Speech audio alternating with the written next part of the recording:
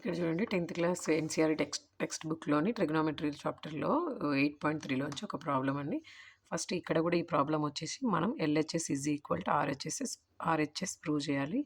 కానీ ఇది చూడడానికి ప్రాబ్లమ్ ఇంత క్రిటికల్‌గా కనిపిస్తుంది కదా! sin θ - 2 sin cube θ by 2 cos cube θ minus cos θ is equal tan θ. కానీ మీరు సాల్వ్ చూడండి చాలా సింపుల్‌గా ఉంటుంది. ఫస్ట్ వచ్చేసి ఇందులో sin θ, ఇందులో sin θ ఉంది కదా! కామన్ తీద్దామండి. First LHS is equal to sin θ common తీస్తే ఇక్కడ 1 minus 2 sin square θ, 2 sin square θ. Next వచ్చేసి cos θ, కింద వచ్చేసి cos θ కామన్ తీద్దాం.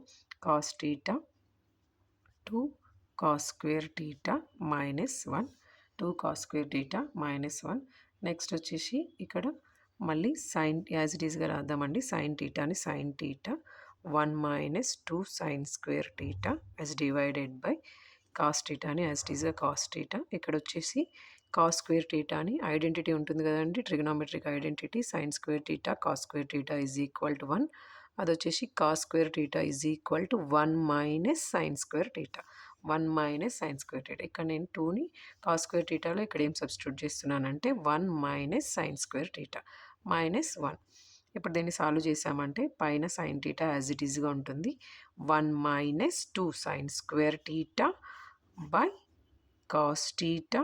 ఇక్కడ వచ్చేసి 2 into 1 2 minus 2 sin square θ minus 1.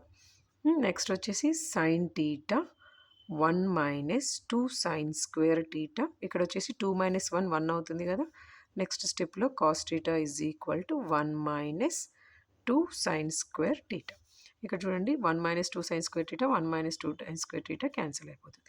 Next వచ్చేసి sin θ బై cos θ. మనకు తెలుసు కదా already sin θ by cos θ is equal to tan θ.